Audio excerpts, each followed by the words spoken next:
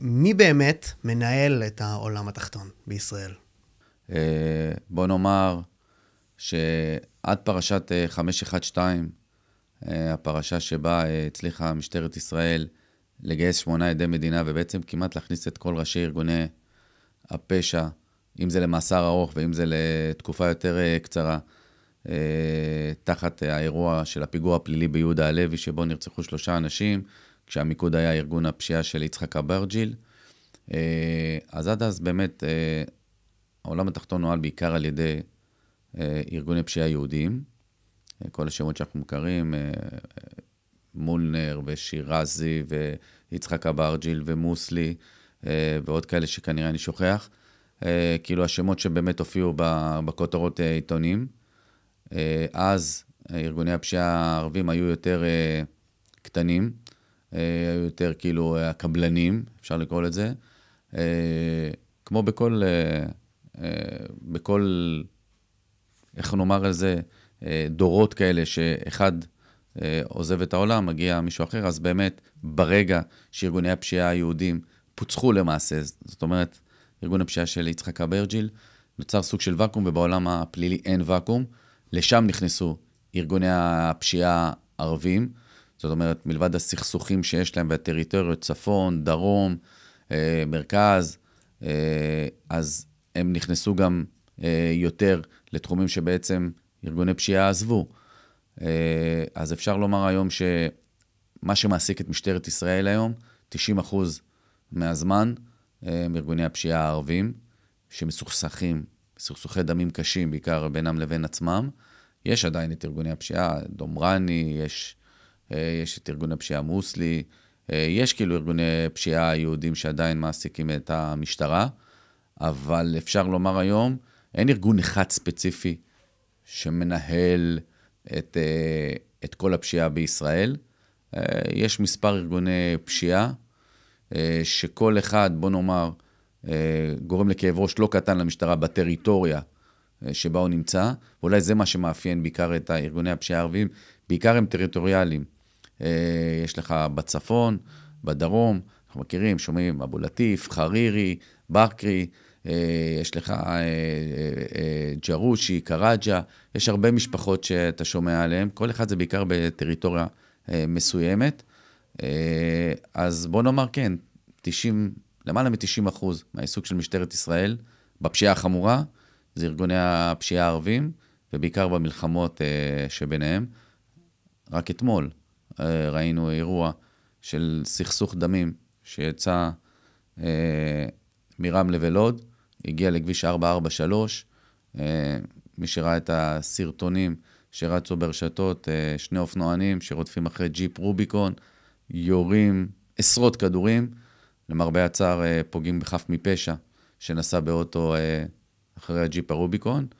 אז כן, השטח מבעבע, המלחמות בין ארגוני הפשיעה במגזר הערבי והחמולות, שזה גם משהו אחר, נמצא, כרגע זה בשיא, אנחנו כבר סופרים למעלה מ-200 גופות ישירות במגזר הערבי רק, מתחילת השנה, ועוד לא סיימנו את השנה, אז בהחלט השטח מבעבע, ולצערי הרב, אני אומר את זה כרגע, בשלב הזה, המלחמות האלה, הכסף הגדול, היכולת להשיג נשק בקלות, כל אלה הופכים את כל המשוואה הזאת לגדולה על משטרת ישראל, ואם לא תהיה פה התערבות של שירות הביטחון הכללי, כרגע במצב הזה, אני לא רואה דרך שאפשר לעצור את זה.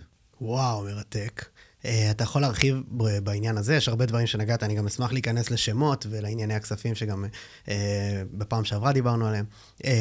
אתה יכול להרחיב את עניין החוסר יכולת של המשטרה? תראה, משטרת ישראל קטנה מאוד על המשימות שיש לה פה במדינת ישראל. תזכור, אנחנו לא מדברים רק על ארגוני פשיעה, מה שאותי ואותך מעניינים זה הגנבים הקטנים, מי שפורץ לנו לבית, מי שלוקח לנו את האוטו, מי שגונב לנו את הטלפון הסלולרי, גם לזה אתה צריך שוטרים. זה לא שיש לנו 30,000 שוטרים שהם ביחידות המיוחדות ונלחמים בארגוני הפשיעה, אז צריך גם להגיד את הדברים האלה. תראה, היום מה שמדבר, כבר אני חושב שאמרנו את זה פעם קודמת, ומה שמעניין עבריינים זה כסף, כסף וכסף.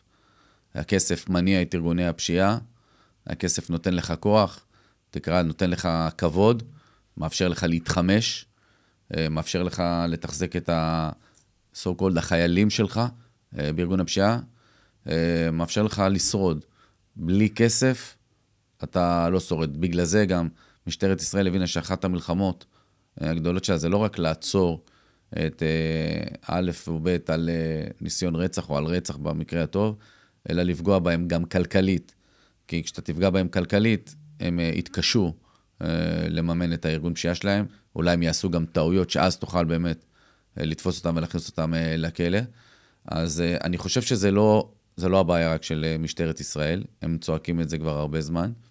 יש כמה בעיות. בעיה אחת מאוד קשה של משטרת ישראל להתמודד עם ארגוני הפשיעה, היא העובדה שבמסגרת אותה ועדת מררי נלקחו למשטרה האמצעים הטכנולוגיים, הרוגלות, בעוד שארגוני הפשיעה התקדמו שנות אור, הם כבר לא עובדים עם סכינים ועם איזה אקדח ברטה, הם מחזיקים את הכלים הכי משוכללים, את המכוניות הכי טובות, יש להם אנשים, הם מתוחכמים, הם יודעים לעבוד, משמע שגם המשטרה צריכה את הכלים המיוחדים.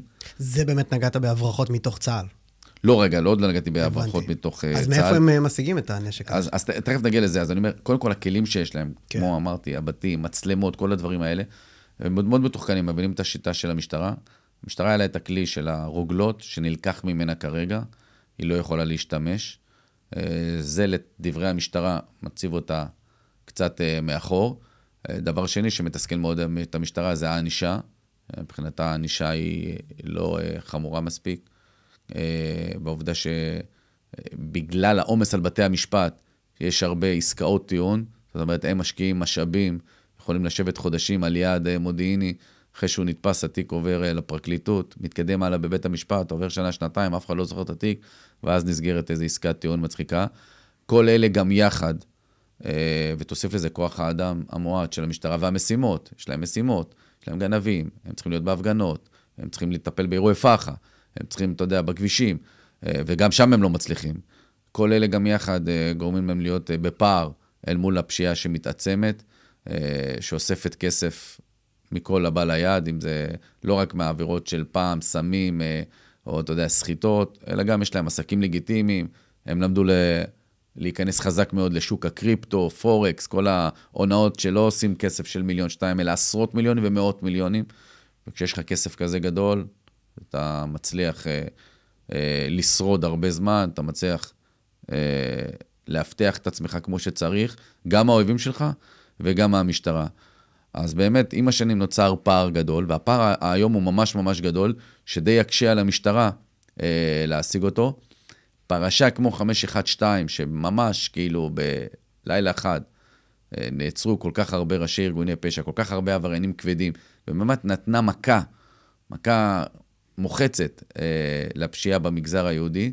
אני לא רואה את זה כרגע קורה במגזר הערבי, בין היתר בגלל שהם גם די מבודדים האחד מהשני, זאת אומרת, ארגונים לא נמצאים אחד בתוך השני, לא לכולם יש מחנה משותף, וזאת בעיה שהמשטרה תצטרך למצוא לזה פתרון. כן, אמרת באמת שהשב"כ צריך להיכנס שם, אולי זה באמת פתרון אחד. תראה, אני יכול להגיד לך שכל חקירה שמכניסים את שירות הביטחון הכללי, ונכון שיש עם זה בעיה, אתה לא רוצה ששירות ביטחון כללי יסתובב לך בין אזרחים, אבל כשמגדירים, נגיד, אירוע שהוא פגיעה בסמל שלטון, למשל, אירוע לאומני, אתה רואה את השב"כ נכנס, ב-99.9 יש גילוי, לרוב גם יש הודעות.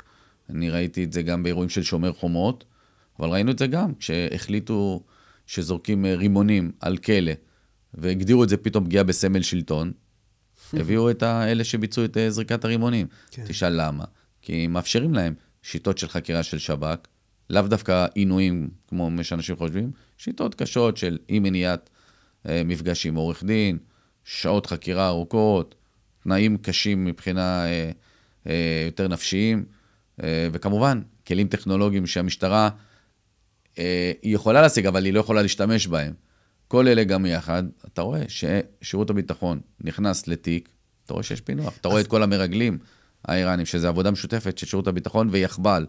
אתה רואה את כל, אתה אומר, רגע, איך יכול להיות? אנחנו יכולים לדעת מישהו שמדבר עם איראנים במשהו מוצפן, ועוצרים, לא אחד, לא שתיים, לא שלוש, אני מדבר איתך כבר, אם אני לא טועה, למעלה מ-30 מרגלים, או כאלה שאתה יודע, שרצו לרגל עבור איראן, אתה אומר, איך יש לנו כאלה יכולות,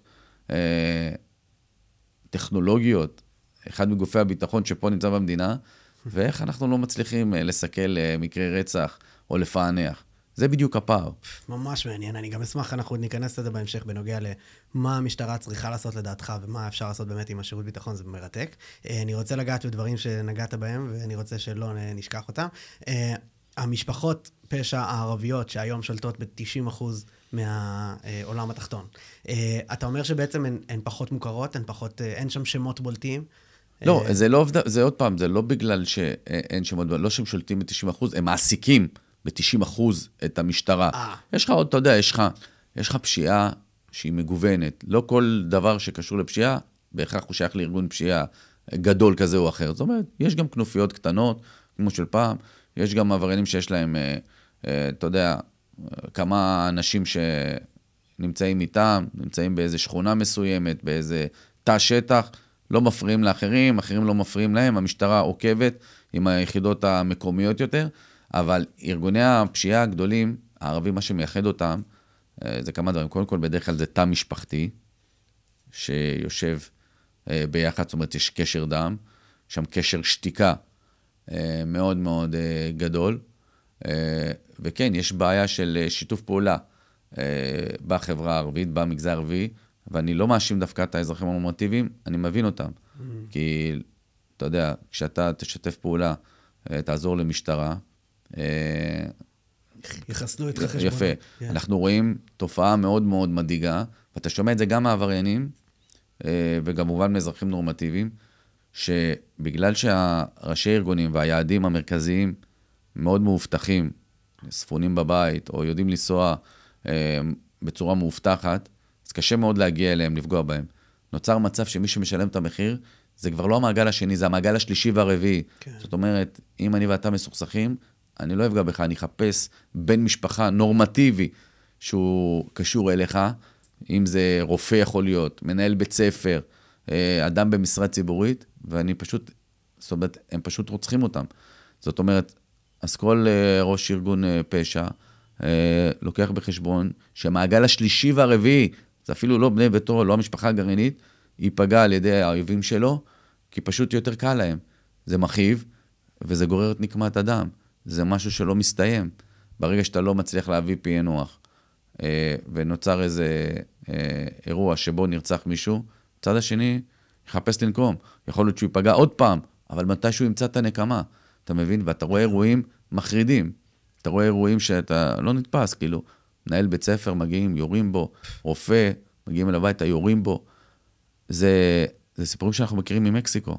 אבל זה פה בישראל, ואתה יודע, יש מחשבה שאם, אתה יודע, נעצום את העיניים, אז אולי זה לא קרה. אז הנה, קרה לנו אתמול אירוע ב-443, שוב, אובדן שליטה, עבריינים שמרשים לעצמם לנסוע על כביש, אחד הכבישים המרכזיים בישראל, ולפתוח בירי מטורף, ותמיד אנחנו אומרים, בסוף, ותמיד גם הם מזהירים, גם בחברה הערבית אומרים, בסוף זה יגיע אליכם כביכול לאוכלוסייה היהודית, הנה זה הגיע.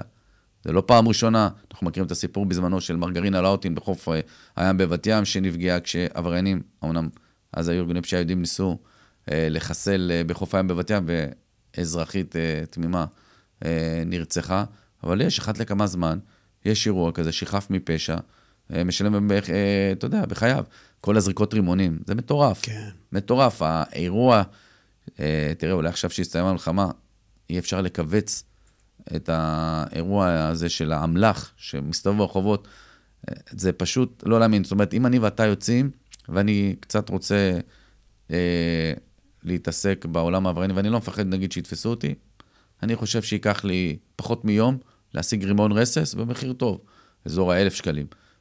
אתה יודע, פעם היו זורקים רימוני הלם. אתה רוצה להפחיד מישהו, אתה בא אליו לעסק, זורק לו רימון הלם, העברת את המסר, הוא יודע מי זרק לו את הרימון. הוא יהיה בהלם. כן, בדיוק. הוא יודע מי זרק לו את הרימון, למה? גם אם הוא לא ישתף פעולה עם משטרה, תאמין לי, הם תמיד יודעים, שהם אומרים אין לי אויבים, הם הם יודעים בדיוק, גם השוטר יודע שהם שקרים, גם הם יודעים שהם שקרים, והם יודעים בדיוק מי זרק להם, ומי מנסה לאיים עליהם. זה דואר רשום של העולם התחתון. היום פשוט יותר קל לזרוק רימון רסס. וואו. לוקחים רימון, זורקים. איך אתה מסביר את השוק הפרוץ הזה של המלאך? תראה, אנחנו כבר שנתיים במלחמה, ואתה יודע מה זה במלחמה, זה בכל המקומות בעולם, הנשק זורם חופשי, זאת אומרת, יש מקומות, שטחי כינוס, יש הרבה חיילים שיוצאים עם אמל"ח הביתה, אין באמת בקרה, קשה, בוא נאמר את האמת, אי אפשר לבוא בטענות לצה"ל פה ולמשהו, זה קשה, אני לא יודע אם יהיה שיטה אחרת, אולי אם היו שמים GPSים על הרימונים, אני לא יודע לומר לך. אתה אומר אבל שבעצם הלוחמים מוכרים את האמל"ח? קודם כל היו הרבה פרשיות שכן, שראינו, מצד שני גם העבריינים יודעים, רגע, יודעים, יש איזה שטח כינוס, אפשר ללכת לקחת. אתה יודע, זה לאו דווקא בכוונת מכוון, לפעמים, אתה יודע, שוכחים בשטח, לפעמים, אתה יודע, יוצאים חיילים עם נשקים, אתה יודע, הביתה, כי זה המצב, אתה לא יכול להפסן. לפעמים, אתה יודע, גם שוכחים, באים תיקים, קורה, רימונים, הצדת, חזרת. הכמויות של רימוני הרסס בשנתיים האחרונות, והזריקות של רימוני רסס עלו במאות אחוזים. עכשיו, מה זה רימון רסס? נותנים לאיזה ילד 5,000 שקלים, לך תזרוק רימון רסס. עכשיו, רימון רסס, לא צריך להסביר, הוא מתפוצץ, הוא עושה נזק אדיר.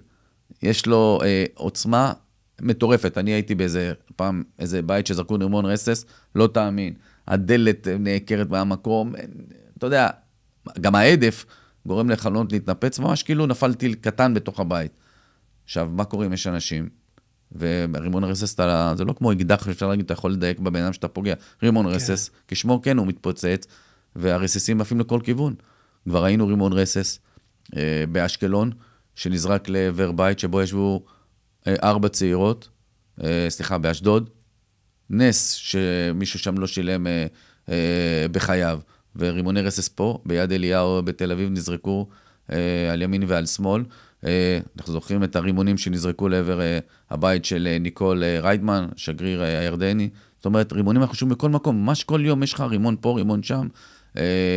אני בעיקר, לא יודע למה, אבל אני מרגיש שרובם זה באזור המרכז. זאת אומרת, הזמינות היא פשוט מאוד מאוד נוחה. המחיר, אני אומר לך ממש, בגרושים, באזור 1,000 שקלים, אתה יכול להביא רימון רסס.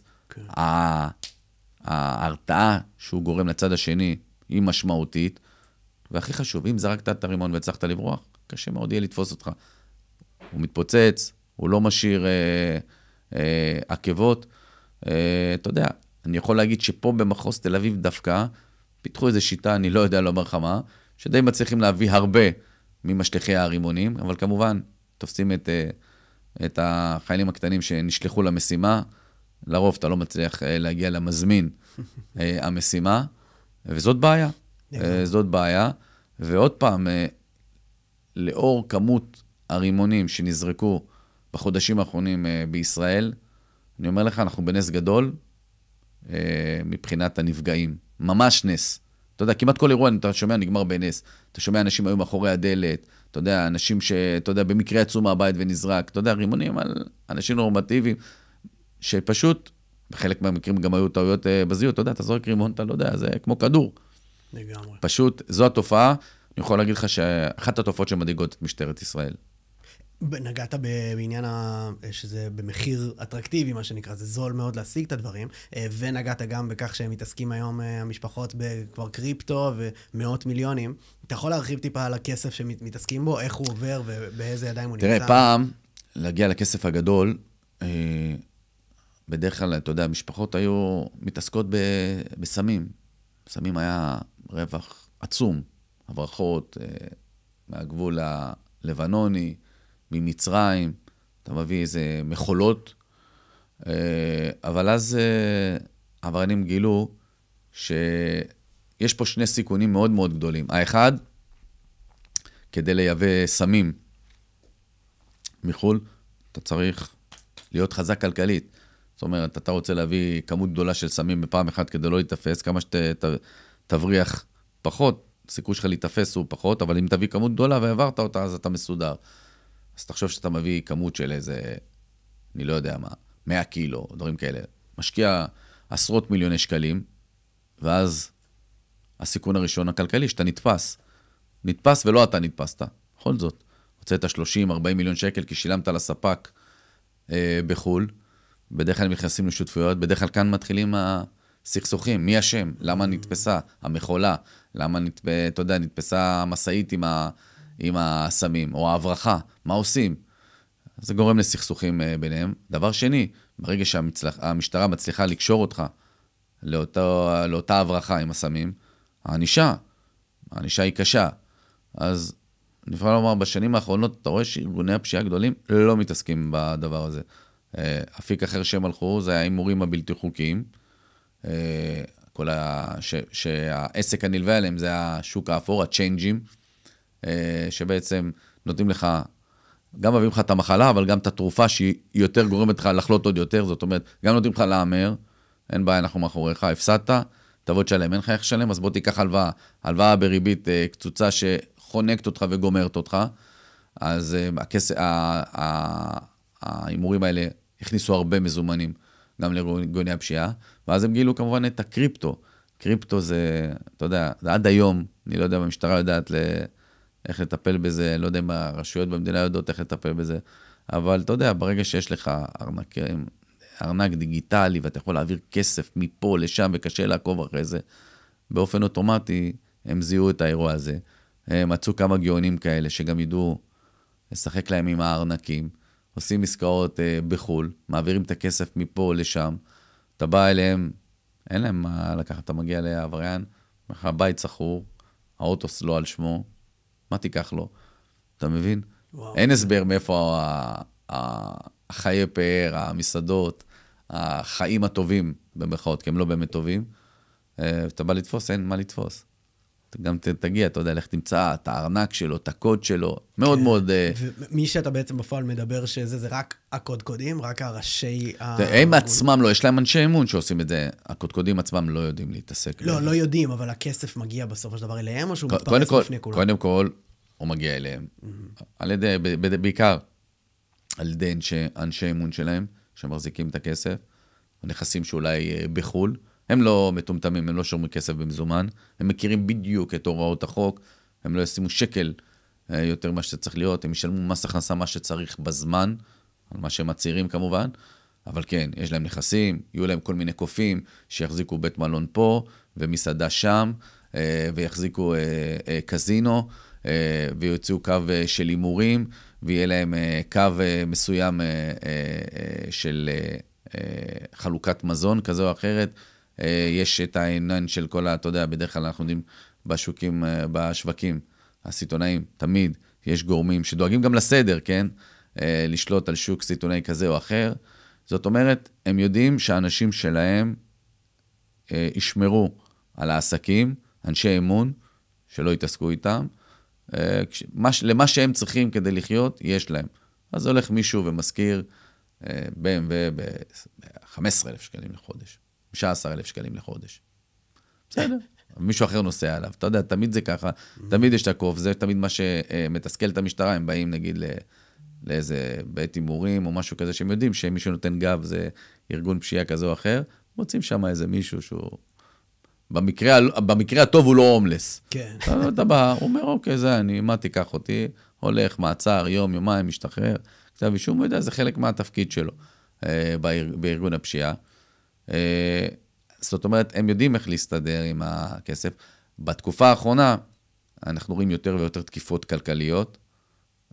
אחת לחודש אנחנו רואים גם את המשטרה, בעיקר נוחתת על יישובים ערביים, עם כל המעגל של רשויות החוק, אם זה משרד הבריאות ומשרד התחבורה, אתה יודע, משרדים שבדרך כלל לא נכנסים ליישובים ערביים, כדי לא, גם מבחינת סיכון, לא נכנסים לגעת, בטח לא בארגונים פשיעה, מס הכנסה וביטוח לאומי, אתה יודע, גופים כאלה, שאין אזרח במדינה, גם לא עבריינים הכי גדולים שרוצים להתעסק בגלגלי הבירוקרטיה שלהם.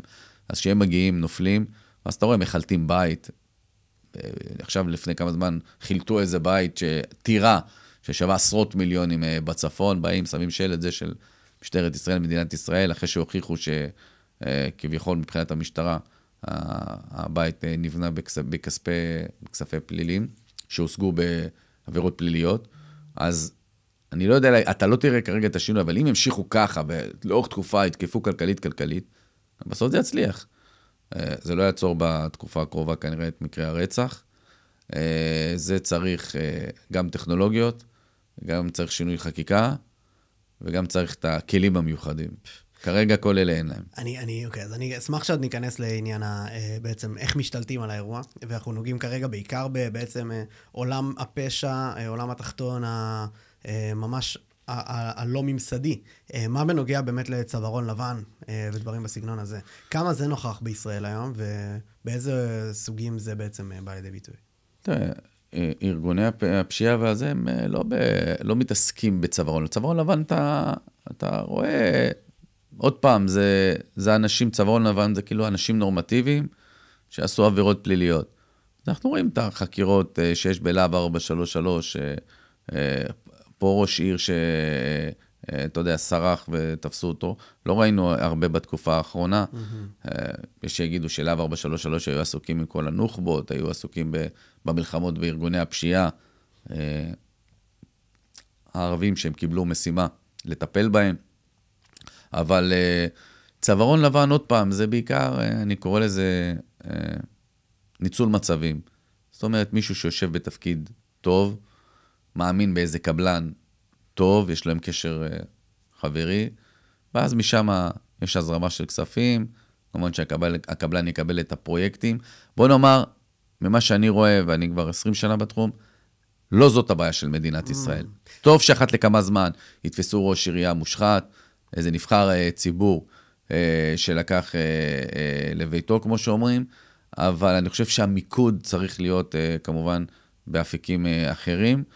עוד פעם, יש את היחידה הארצית לחקירות עונה, שהיא מתעסקת בצווארון לבן, אבל כן, לא מעט מקרים אתה רואה, אם אפשר להגיד זה צווארון לבן, שאנשי עסקים כאלה ואחרים מתפתים ללכלך את הצווארון שלהם, נקרא לזה, יש להם סכסוך עסקי כזה או אחר, ואז הם פונים לאיזה מכר, שהוא במקרה עבריין בכיר, אומרים, בוא תעזור לי לפתור את הבעיה. אני מסוכסך עם איש עסקים אחר, אם אני אלך לבית משפט, זה ייקח שנים, ויעלה מאות אלפי שקלים במקרה הטוב, וגם אתה לא יודע מה תהיה התוצאה, וגם תהיה תוצאה, אז אפשר לערער עליה. אז הרבה פעמים, כאילו אנשי עסקים חוטאים בזה, מכניסים עבריינים לסכסוך שלהם. עכשיו, במקרה הטוב, שהוא לא טוב, הצד השני מסכים לבוררות, ואז מגיע עבריין, עושה בוררות, או דואג לצד שלישי שיעשה את הבוררות, וזה מה שטוב בעולם הפלילי. עולם המשפט שלהם מאוד יעיל.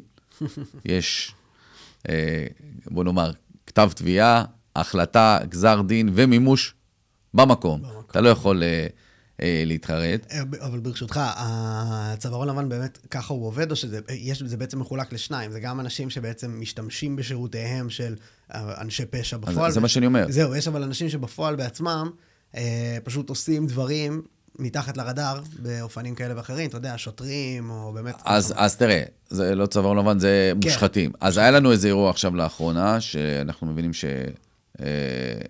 ששוטרים לשעבר, וגם כאלה פעילים בלהב 433, קיבלו כסף תמורת הוצאת מידע מהמשטרה. ככה התחיל הסיפור לארגון הפשיעה המוסלי. כרגע אני לא רואה שבאירוע הזה, מי שנצר זה אלי מוסלי, יהיה נגדו כתב אישום, אבל כן, לשוטרים, מה שאני מבין, כן, במחלקה לחקירות שוטרים מתכוונים להגיש כתב אישום, על כך שהם השתמשו במידע שהיה להם, תמורת כסף, הוציאו מידע, כי ביקשו מהם אנשים כאלה ואחרים, שאולי חלקם כן קשורים לעבריינים, זאת אומרת, עשו שימוש במידע שהם צברו עם השנים, וחלקם עדיין שירתו במשטרה, העבירו את זה לחברים שלהם שוטרים לשעבר, זה החשד כאמור, בתמורה לכסף. סיפור עצוב מאוד, אני מכיר את חלקם, לא נעים היה להיות בבית המשפט, אתה אומר, אלה האנשים שהכרת אותם כל השנים, שהם בדרך כלל עצרו אנשים, והביאו אותם לחת מעצר, אמנם כרגע אין כתב אישום, אבל עצם מעצר, עצם חקירה סמויה שהייתה לאורך זמן על דמויות שכאלה, כן, בהחלט זה לא צווארון לבן, אבל זה יותר, בוא נאמר, זה מאכזב, כי זה, אתה אומר, אתה לא מאמין שאנשים כאלה, כן. בכלל יעלו חשדות כאלה נגדם. במצב הזה זה בדרך כלל משהו קורה בבית, צריך פתאום כסף מהר, ואז פונים לאיזשהו משהו כזה, או שלא. אני לא מכיר אירוע שכזה, לא שאני יודע. אז מאיפה מגיעה המוטיבציה? אתה יודע. ניצול כבר אמרו גדולנו, לא, יש את המושג הזה שכסף... מעבר. בדיוק. אז יכול להיות שזה זה. אני לא יודע להסביר למה. אתה יודע, אנשים שאומרים, טוב, אנחנו הולכים אולי לתחום האפור, נותנים שירותים כאלה ואחרים, זה מאכזב. עוד פעם, אני מאחל לכולם כמובן, לא כתב אישום כל, אבל עצם זה שהייתה חקירה סמויה, ואגב, מי שהביא את המידע לסיפור האחרון של החשד לשחיתות עם השוטרים, זה המשטרה בעצמה. זאת אומרת, היחידה הארצית לחקירות בינלאומיות, יחבל, שבדרך כלל יושבת על ארגון הפשיעה המוסלי, בהאזנות סתר, עלו לה כל מיני דברים שכן כיוונו על כך, שיש איזה מישהו במשטרה שמוציא מידע לאיזה בחור שמקורב לארגון הפשיעה המוסלי, ומפה החלה החקירה, זאת אומרת, הם מעבירים את המידע הזה למחלקה חקירות שוטרים, שמים האזנות סתר, כן. ועולים. אז עוד פעם, מה שאני רואה כרגע, התיק ממשיך כרגע רק עם השוטרים. וזה לא רווח מאוד, כמו שאתה אומר. מה? זה לא מאוד רווח. לא, אבל כל פעם שזה קורה, נותן לך מכה, אתה יודע, אנחנו מכירים את הסיפור הקודם, הקשה מאוד שהיה עם רונל פישר וערן מלכה, סיפור לפני למעלה מ10 שנים, יותר אפילו.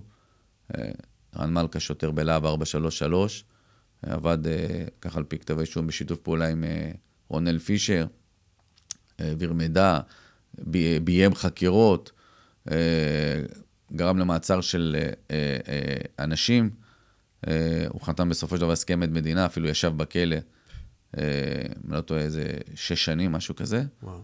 באיזה סכומים מדובר? שם זה, אני לא יודע להגיד לך את הסכומים, אבל זה לא היה סכומים שמשנה חיים. זה לא $1,000,000. כן. זה אף פעם לא ככה. אין את זה. זה רק בסרטים שבאים לשוטר, כך אף עבריין גם לא מטומטם לבוא להציע מזוודה, $1,000,000 לשוטר, בוא תיקח. אתה מבין? זה מתחיל תמיד בקטנה. זה תמיד מתחיל, קודם כל, בודקים את השטח, בוא נשב, בוא נראה, זורם איתי. אתה יודע, סוג של רומן פלילי נקרא לזה. כן. אתה מבין? רואים מתי אפשר לדבר. בסופו של דבר, גם העבריינים הגדולים, לא באיזה סכסוך עם השוטרים. יש שיג ושיח. פוגשים אותם בחדר חקירות, בבית המשפט, ברחוב. לפעמים הם מבינים מי אולי יסכים, אתה יודע, ללכת טיפה קדימה. זה יכול להתחיל משהו קטן מאיזו עזרה קטנה. הם מפלרטטים עם כולם. בדיוק, עזרה קטנה. בדרך כלל, תשמע, ראשי ארגוני פשע הם לא טיפשים. הם לא בקו ישיר יהיו. אבל יש להם את האנשים שלהם. או יש אחרים שיעשו את זה.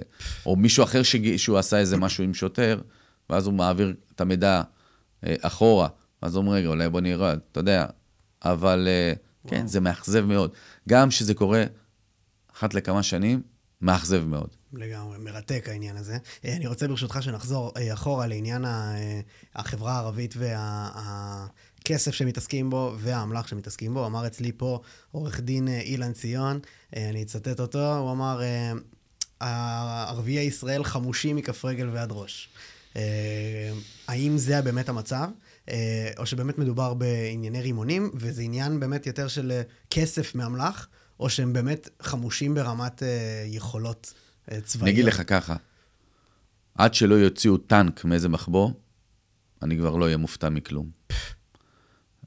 רימונים זה רק הדבר, כאילו הטרנד החדש, לאיים ולשחות, אבל הם מחזיקים את כל הכלים האפשריים שאתה חושב, מבחינת רובי צלפים, רובים אוטומטיים, M16, קלצ'ניקוב, תבור, נשקים של יחידות מיוחדות, כולל טלסקופ, ולא רק זה, אנחנו בשלב השני כבר התחלנו למצוא טילים, מתדור, כל מיני טילים כאלה ששימשו, אתה יודע, את הצבא, אתה יודע, במלחמה, בעזה, כן, כל מיני, כל דבר שמזדמן הם לוקחים. ואני לא מדבר איתך בכלל על תעשיית מטעני החבלה, שהתקדמה בצורה מטורפת. למה? הרבה לבנות חבלת תקניות זולגות מצה"ל, אחורה. עכשיו, אם פעם עבריינים צריכים להרכיב מטען חבלה, אתה יודע, ככה מאולתר, היום הכל תקני. היום מספיק 250 גרם של לבנת חבלה תקנית כדי לפרק אוטו. זה תופעה שבוא נגיד, נכנסה בשנים, אתה יודע, אני לא מכיר אותה כל כך כמו שאני מכיר אותה בשנה האחרונה, בשנתיים האחרונות, לחברה הערבית, מטעני החבלה. הם בדרך כלל היו, אתה יודע, משיגים את מבוקשם ברצח, על ידי ריסוס ברובים, אבל הם התפתחו גם במטעני החבלה. היה פה בשוקן, לפני כשנה פלוס, היה פיצוץ של מטען חבלה. כן, ושעובר אורח תמים, נפגע, זה קשור לארגוני פשיעה יהודים, הטמינו מטען חבלה על אופנוע, האופנוע הזה במקרה נגרר על ידי גרר, והוא התפוצץ פה בשוקן ופצע אזרח תמים, עובר אורח. מכיר אותו אישית. כן. סיפור עצוב מאוד. ממש. ועוד פעם, זה המחיר שאנחנו, האנשים הנורמטיביים, משלמים על המלחמה של ארגוני הפשיעה, אין להם מגרש משחקים, משחקים אצלנו ברחובות. זה מה שקרה. אז אחת התופעות מדאיגות שפתאום אתה רואה, בחברה הערבית, ארגוני הפשיעה הערבית, התחילו להתעסק במטעני חבלה תקניים. עוד פעם, הם לא היו מתעסקים באירוע הזה, עכשיו יותר ויותר מכוניות מתפוצצות. אתה רואה את זה חדשות לי ממש. אחת לכמה ימים מטען חבלה מתפוצץ. אז כל האמל"ח שיש להם זה באמת, עוד פעם, נכון, יש להם קודם כל, יש להם ההברחות. הגבולות שלנו פרוצים. אז היה מלחמה, אפשר להאשים, תמיד האחריות המשטרה, צה"ל, מצד שני היה לנו מלחמה. תשמע, זרם פה אמל"ח בכמויות מטורפות. לא הכל מתפוצץ. וגם, אתה יודע, יש כאלה, כן, לא היה כתב שום לא אחד ולא שניים, על חיילים שהוציאו, אתה יודע, כן. ומכרו אמצעי, מספיק אחד, אתה צריך חייל אחד מושחת, שהולך בכוונת מכוון לגנוב אמצעי לחימה, תחשוב, מה הבעיה? מוציא, אתה יודע, ארגז של רימונים, אז נעלמו משם 10 רימונים. אתה יודע מה זה רימון אחד? רימון אחד שנזרק פה בלילה, מהעיר שכונה שלמה. אתה חושב שיש 10 כאלה שמסתובבים. אני אומר לך, היו תקופות שהמשטרה הייתה מוצאת דליים עם עשרות רימונים. אתה מבין? אז כשהנשק הוא כזה מתוחכם. עכשיו, אני בסכסוך איתך, אני מתחמש. אתה יודע שאני מולך, אתה גם מתחמש. יש שיגידו להגן. תמיד אומרים, אנחנו רוצים כדי להגן על עצמנו. תמיד יש להם נשק באיזה זולה, שאם יבואו היריבים, שהם יוכלו לשלוף. אז תחשוב, יש לך נשק פה ויש לך נשק פה, והמשטרה, אני אומר לך, כל בוקר שאני קם, אתה מקבל הודעות מהמשטרה, בלי סוף אמצעי לחימה, הם מוצאים. אבל זה לא יעזור כלום, זה כאילו, אתה יודע, ללכת לים עם דלי, אתה יודע, להוציא מצד אחד. כן. רגע, אז קודם כל אתה מדבר גם על הברחות, אני אשמח שתסביר יותר את התופעה הזאת. מה זה אומר שהגבולות שלנו פרוצים? אחת הבעיות הקשות שבמדינה, אני חושב שהברחות, אתה יודע, זה עסק. אנחנו שומעים עכשיו, אתה יודע, על רחפנים, שמצליחים להרים, זה בכלל, כאילו, אם פעם הגבול לא היה פרוץ על הקרקע, אז אני לא יודע איך הם יטפלו עכשיו באירוע הזה שמגיע מהשמיים, אז מגיע ממצרים, ירדן, אתה שומע, עשרות נשקים נתפסים. עכשיו, תגיד, על נשיאת נשק, וזה אומרים גם עבריינים. גם הם רוצים, אני חושב שהנשקים ייעלמו, פשוט אף אחד לא יכול לעשות את זה. כי אם הכלי נשק היחידים שהיו זה, בוא נאמר, סכינים, ומתי מעט היו מחזיקים כלי נשק, אתה יודע, אז כנראה שלא את כל הרציחות האלה. עכשיו, מה קורה? פשיעה בסוף זה כלכלה. עבריין עושה לעצמו את המאזן. הרי למה תשאל, ארגוני הפשע, הראשים או הבכירים לא בעצמם רוצחים, יש כאלה שכן אולי, שולחים את החיים, כי הם לא רוצים להתאפס וללכת ל-20 שנה לכלא, גם מי יחזיק את הארגון והכל. אז הכל בעניין של כלכליים עושים חשבון רגע. אם אני אתאפס עם אקדח, בחוק כתוב, אם אני לא טועה, 9 שנים. כמה מקבלים על עונש על בדרך כלל? שנה, שנתיים, אולי עכשיו מחמירים. מטורף. אז זה כלכלי. ואם תופסים אותך עם 5 כלי נשק, אתה לא מקבל 45 שנה, אתה לא מקבל גם 20. שים איזה הסדר טיעון, 5-6 שנים. יש בתי משפט, תשאל עבריינים, כבר אמרתי, אם לא טועה פעם קודמת, לא רוצים להתאפס בדרום. בדרום בית המשפט המחוזיים יודעים, קוראים לזה קצביה. לא רק שהוא קוצב את עונשך, הוא פשוט, ואנשים נכנסים שם, ואתה רואה לא אגיד לך שזה מרתיע, לא לראות, לא זה, אבל אתה מבין שאם שם אתה מגיע עם כתב אישום חזק, העבריין בבעיה. כל עוד הענישה, ואומרים את זה גם המנים, היא לא מרתיעה, אז כל אחד יכול להסתובב עם כלי נשק, ואם הוא יתפס, הוא יתפס. אז הוא ילך לשנה וחצי, שנתיים, 3, נקה לו שליש, נקה לו זה, הוא בדרך כלל יושב עם חברים שלו והכל, זה לא נורא. כן. אתה מבין? אבל... מה עושים עם העניין ההברחות ברמת מי אחראי על זה? איך זה קורה? תראה, אני מסביר עוד פעם, מי אמור לשמור על הגבולות? זה תמיד סוגיה. יש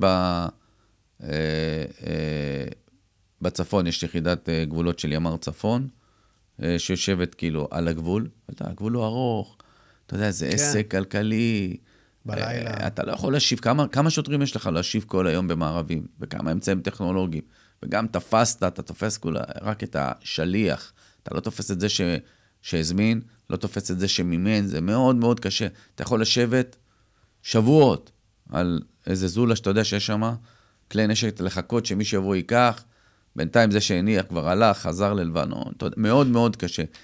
אם הענישה תהיה חזקה, בלתי מתפשרת, אולי זה לא יהיה כלכלי, יעברו לכלים אחרים. אתה מבין? היום לא נראה לי שמשתלם להיכנס לך הביתה ולגנוב לך טלוויזיה. למה? מה תמכור את הטלוויזיה? ב-500 שקל? אבל אם יתפסו אותך על פריצה, אתה תשב איזה 2. אתה יכול לשבת אם נכנסת לבית. עוד פעם, אם השופט היה קשה איתך. אז בשביל 500 שקל תיכנס ואולי תסכן 2 מהחיים שלך, לא כדאי. אתה מבין? אז פשוט הם עושים את הקלקולציה. ואיפה, באיזה, באמת, אתה אומר שהצפון זה האזור הכי פרוץ ברמה מסוכנת, הכי, שאי אפשר לעקוב אחרי מה קורה שם? תראה, הצפון היה מקור מאוד מאוד גדול להברחות, אבל יש לך גם את הגבול עם מצרים, וגם אתה שומע אחת לכמה זמן, הגבול עם ירדן, מבריחים לך, יש אינטרסנטים להציף את מדינת ישראל, לפעמים זה נראה גם כמו לאומני, שבצד השני רוצים להציף את המדינה בכלי נשק, חלקם מגיעים לעבריינים, חלקם, אתה יודע, גם מגיעים למפגעים שאנחנו יודעים שביצעו לנו פה פיגועים עם אותם כלי נשק, וזה החשש הגדול. בדיוק. של מערכת הביטחון, שהכלי נשק האלה שמשו, אתה יודע, גם מחבלים. וראינו שזה הם שימשו. אני רוצה להיכנס לזה ברשותך, כי גם נגעת בעניין השירות ביטחון כללי, זה בדיוק פה אולי נכנס. אבל א', כמה, משהו שנשאר לי פתוח, זה כמה זה בעצם כלכלי ברמת מסחר. מאוד כלכלי. הם עושים מסחרה מאמל"ח. הברחה טובה שהלכה של 20 כלי נשק, יכולים להביא 100,000 שקלים למממן, תחלק את זה לחיילים שעדיין אתה צריך גם לממן אותם. אתה יודע, יש תקופות, כשאין כלי נשק, אתה יודע, יכול להגיע גם לעשרות אלפי שקלים, ל-M16, 70, 80 אלף שקלים, עוד פעם, תלוי את המצב בשוק, באקדחים, אתה יודע, אתה בא בתיק גב כזה, אתה יכול לקחת 10 אקדחים. הבאת איזה מכה של כמה מאות אלפי שקלים, לא יודע כמה עולה להם, תלוי מה הדיל שהם סגרו עם הצד השני בירדן או במצרים או בלבנון, ואתה יודע, הכנסת את זה פה, להעיף את זה אין בעיה, תמיד יש לזה ביקוש, תגיד, יש לך כלי, כל עוד לא נפלת על סוכן סמוי, כנראה שצד שני יקנה וישלם לך טוב על זה, אבל אתה יודע, זה, אין עבריינים שלא רוצים שיהיה להם כלי נשק, הם צריכים את זה, זה, אתה יודע, אפשר להבין אותם, הם נמצאים כל הזמן במלחמה, אני לא מכיר ארגון פשע אחד, שאתה יודע, הוא חי שענן, ואין לו סכסוכים, ואולי אין לו סכסוכים פתוחים ומוצרים, אבל בתוך תוכו יודע שיש לו מישהו שישמח להוריד אותו. אז זהו, אז כמה מזה באמת זה ענייני פשיעה בינם לבין עצמם וכאלה, והשימוש באמל"ח עצמו, וכמה מזה באמת יכול להגיע לעניינים לאומניים, פוליטיים. זה נראה לי הדבר המפחיד ביותר, שהם חמושים כל כך, ולך תדע מי... תראה, בדרך כלל ארגוני הפשיעה לוקחים את הנשקים כדי להשתמש בזה, להוציא איזה מבצע, חיסול, אתה יודע, להגן על עצמם שיהיה. אני לא מכיר, דווקא שראשי ארגוני פשיעה הולכים לקטע לעשות משהו לאומני, אבל אני לא חושב שיש להם בעיה למכור לאדם שביקש, והם לא יודעים מה הסיבה. אנחנו מכירים, היו כאלה כבר שהשיגו כלי נשק ויצאו לפיגוע פה בתוך ישראל. זאת אומרת, אתה יודע, זה בסוף כלכלי. עשית, איך אומרים, איזו עבודה בעולם התחתון, עם כלי נשק מסוים, רצחת או ירית על מישהו, הנשק כבר מלוכלך. התרמילים שלו בזירה, אתה לא רוצה שיתפסו אותך עם הנשק הזה, בטח לא אם רצחת. אז תמכור אותו. אתה מבין? תדאג לזה, תמכור אותו למישהו אחר. אתה מבין? מחר יתפסו את מישהו אחר, אז הוא לא יסגיר אותך, סביר להניח. אבל אתה יודע, נשק מלוכלך, שרצחת בו מישהו, אין לך... אבל מה שהרבה נניח לוחמים שהיו בתוך עזה, מדברים על, אתה יודע, אתה נכנס לכל בית, זה RPG מתחת למיטה והכל ככה. חברה ישראלית, ערבית ישראלית, מדובר על כן, יש בהרבה בתים, לפי מה שאני מבין, ותתקן אותי, אתה יודע, אקדח פה, רימון שם. כן, אז האם זה לא מפחיד ברמת ביטחון ישראל? אתה יודע שבשביל זה אפילו שב"כ צריך להתערב. תראה, זה יותר משהו שקשור לביטחון, גופי הביטחון האחרים. אני מניח שזה מדאיג. אני לא יודע לומר לך עד כמה, או מי שבודק את זה, או מי שחוקר את זה, יודע לתת סטטיסטיקה כמה הולך לקטע לאומני. אני חושב שבעיקר הנשקים האלה כרגע משמשים אותם בינם לבין עצמם למלחמות, וזה לא פחות חמור מאירועים פיגועים. אני מסביר עוד פעם, אתמול היה לנו דוגמה חיה, מלחמה של העולם התחתון, שזלגה מהערים רמלה ולוד, לכיוון כביש 443, והנה חף מפשע. בחור שעבד בחברה, מהנדס, נרצח, רק כי הוא היה במקום הלא נכון, בזמן הלא נכון. נהג ברכב, לא תאונה, לא כלום, כדור אחד. אתה מבין? זה אירוע, אתה יודע מה, כמעט כל יום יכול לקרות, כי כמעט כל יום יש ירי. אז בוא נגיד, אם הם עשו את זה באיזה חורשה, 1 על 1, אתה אומר, אוקיי, זה בין עבריינים. זה המחיר של העולם שלהם. כשהם עושים את זה, אתה יודע, באים לחפש יעד, באיזה מרכז מסחרי, יורים לעבר רכב שנוסע, אתה יודע, בגינה ציבורית. כל מקום אנחנו הנורמטיביים מסתובבים שם. וכל אירוע שכזה, זה, אתה יודע, זה סוג של איזה נס קטן. כן. במיוחד אירועי הרימונים, שאני אומר לך, לעומת כמות הרימונים שנזרקה, אנחנו באמת נמצאים בנס. אני רוצה עוד להיכנס לענייני הענישה והבתי משפט, וזה שאני חושב שהרבה מכל מה שאתה מדבר עליו, זה מרחף מעל, כי באמת שינוי באופן הענישה ישפיע מאוד, כמו שאמרת גם על הדרום והכל. אני רוצה עוד להיכנס לזה, אבל אני רוצה ששנייה לפני זה להבין, מה בעצם צריך לקרות לדעתך, כדי שמשטרת ישראל או ישראל בפני עצמה תנצח כביכול את הפשע המאורגן? האם יש תרחיש שבו משתלטים על זה באמת? נגעת בזה שזה מתחיל דומה למקסיקו? נראה לי זה לא משהו שאנחנו רוצים שיקרה. מה אתה חושב? קודם כל, אני חושב שחסר למשטרת ישראל איזה משהו כמו גם 10,000 שוטרים, לא פחות. המשימות שעומדות למשטרה, עוד פעם, בלי קשר שצריך לבקר אותם על דברים שהם לא עושים טוב, עם מה שיש להם. אבל חסר כוח אדם. השוטרים האלה זה אותם שוטרים שמאבטחים בחגים מחשש לאירועי פח"ע. זה אותם שוטרים שנמצאים בהפגנות. זה אותם שוטרים שאמורים לטפל לך בגנבים. זה אותם שוטרים שאמורים להילחם בסוף בארגוני הפשיעה. יש תחנות משטרה שגדולות, שיש להם, אתה יודע, 12 בלשים. מה אתה יכול לעשות עם 12 בלשים? בלשים זה הכוח האופרטיבי לטפל בפשיעה יותר חמורה באותו אזור. בלשים של תחנה אפילו לא מדבר על היחידות המרכזיות. כן. מה אתה עושה עם 12 בלשים? תחלק אותם למשמרות. איך אתה עושה את זה? נכון, יש לך 24 שעות. נתת להם, נגיד, לעבוד של D12. כמה אתה נוצא? 6 בלשים במשמרת? כמה? תפוס עיר. אתה מבין? זה פשוט בלתי נתפס. המחסור. יש כמו תחנת לוד, למשל. אולי תחנה, אתה יודע, עם הכי הרבה... עבודה.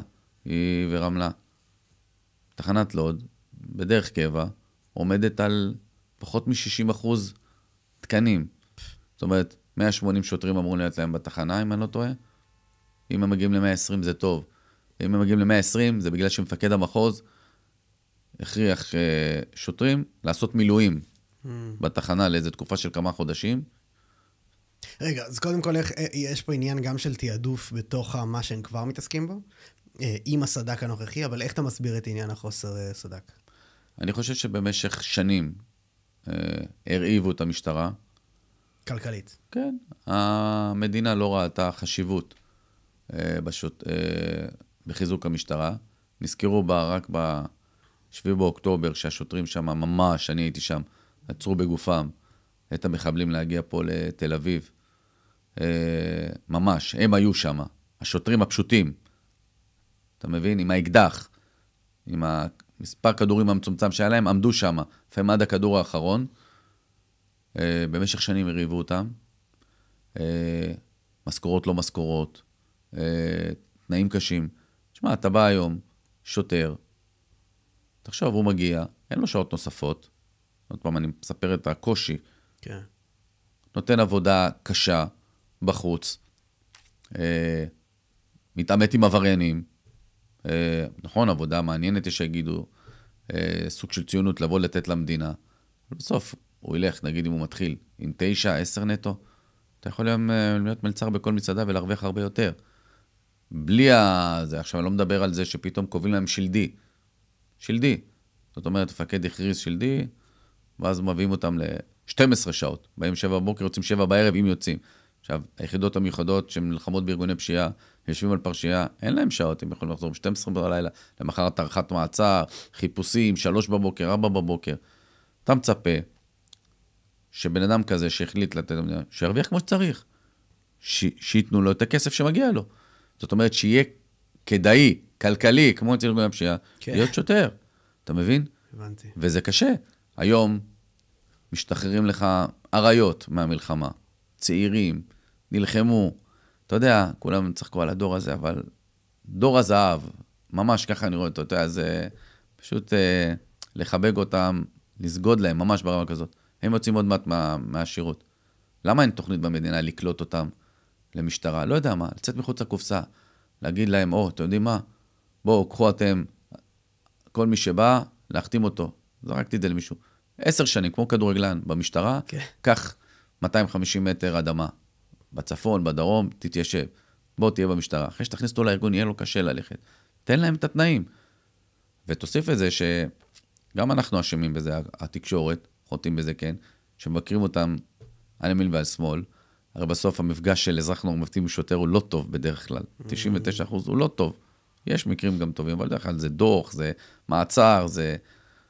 אז אנשים מרשים לעצמם, אתה יודע, לקלל שוטרים, לעשות להם שיימינג. שוטר אומר, רגע, למה אני אבוא לדבר הזה? אתה יודע, יש את הביטוי הזה, שגור בפני עבריינים, מנאייק. בסדר, עבריין אני יכול להבין שהוא קורה כך, אבל למה אזרח נורמטיבי צריך להשתמש בזה? אתה לא רוצה משטרה? אתה לא רוצה כלום? יש לך משטרה אחרת? תמיד, בסוף זה אותם שוטרים. אני אומר לך, זה אותם שוטרים, ואני שומע מה עובר להם. ואז הם הולכים למגרש כדורגל, זה מלחמה. לפעמים הם בהפגנות, אתה יודע, מכל הצדדים, הם לא רוצים להיות שם גם. כן. ממש לא רוצים. תן להם לטפל באירוע שלהם. ואז אחרי הכל, אנחנו באים אליהם בביקורת, למה אתם לא תופסים את הגנבים. אין. היום אני אומר לך, זה אחד אתה יודע, יש להם מאות תיקים, הם לא מסוגלים לטפל בזה, אני יודע, אין את הכמויות שוטרים שיכולים לטפל באירועים האלה. זה פשוט, אם המדינה לא תשכיל להבין, שאני חושב שאם משטרה עם יותר כמויות של שוטרים שאפשר למנוע פשיעה, תכניס הרבה יותר כסף מאשר הכסף יבוזבז על אותם שוטרים. אתה צריך להפוך את זה לכדי, אתה יודע, הם בני הנוער, ואלה מהצבא, הם יודעים מה הם רוצים בחיים. הם רוצים, אתה יודע, גם להיות מתוגמלים טוב. הם לא רוצים אולי לעבוד קשה, אבל אם העבודה היא מאתגרת והיא מעניינת, והיא תהיה כדאית כלכלית, אני חושב שיבואו לזה. אתה יודע, אתה רוצה לעשות משהו בסוף מעניין, אבל אתה לא צריך להישאר מאחור, כי חבר שלך הלך להייטק, הלך להיות עורך דין, או סתם, אתה יודע, מקדם אתרים באינטרנט, או מלצר, כמו שאמרתי. כל מה שאמרתי לך, הם מרוויחים הרבה יותר משוטרים. אז איך אתה מביא? רק ציונות. רק תבואו תתרמו למדינה? לא. מישהו צריך לחשוב אחרת, להכניס את היד לכיס. גם באמת נגעת בחיילים, חיילים זה באמת הבדל מהותי בכמה זה כדאי חברתית, כמה זה משתלם, יש לזה בעצם איזושהי עילה כזאת סביב זה. כן, קודם כל יש את הערכה מהציבור. כולנו מערכים את החיילים, ובצדק, כאילו, מחבקים אותם. אתה יודע, זה כיף, כאילו. אני אומר, הם יוצאים, יש הזדמנות, כאילו. הם יוצאים, הם לוחמים, פייטרים, ראו הכל, עברו, תרמו למדינה, זאת אומרת, זה אנשים שעומדים, תתפוס את אלה שאין להם שהם בין לבין, תבוא תציע להם. הרי איך עושים את זה בהייטק? נותנים לך חבילות, איך עושים את זה בכדורגל? נותנים לך מענק חתימה. אתה יודע, יש מקומות שאתה יודע, יודעים לעשות את זה. תביאו כסף לעשות את זה. לא, לעלות פה ב1,000 שקל, זה טוב, תעלה להם ב1,000-2,000, אני בעד, אני רוצה שהם ירוויחו טוב. ואז יהיה לך גם שוטר טוב, ואז גם תוכל לבחור בין הטובים. אל תתפלא אחר כך שמשכורת נמוכה, למה אתה מקבל גם שוטר קצת יותר עוד? כי המשטרה מה לעשות? היא מורידה גם את הקריטריונים שהיא מגייסת. וזה כדור שלג כזה שמדרדר, שלוקח אותך למטה, אתה מבין? בואו תעשו הפוך, כדור שלג לא יודע אם יש דבר כזה שיעיף אותך למעלה. תנסה. זה, אתה יודע, אולי יותר סבלנות תהיה להם, אפשרות לטפל ביותר תיקים. לא יודע, שינסו את הניסוי הזה, כי עד היום ניסו את הניסויים של לצמצם, זה לא עובד. נשמע מאוד חכם. אוקיי, אני רוצה ברשותך, נגענו בפעם הקודמת שהתארחת, בסרט הנהדר שלך, רצח במקסיקו. כן. שבעצם טסת עד לשם, לסקר אירוע ממש מטורף. אני גם אשמח שתסביר קצת יותר, האם יש לך תוכניות לדברים נוספים בסגנון הזה, כן. והאם יש דברים כאלה, וגם בהקשר של פנים ישראל, האם יש משהו בסדר גודל כזה שאי פעם התעסקת בו, שאתה יכול, אתה יודע, מהעבר שלך, מהניסיון?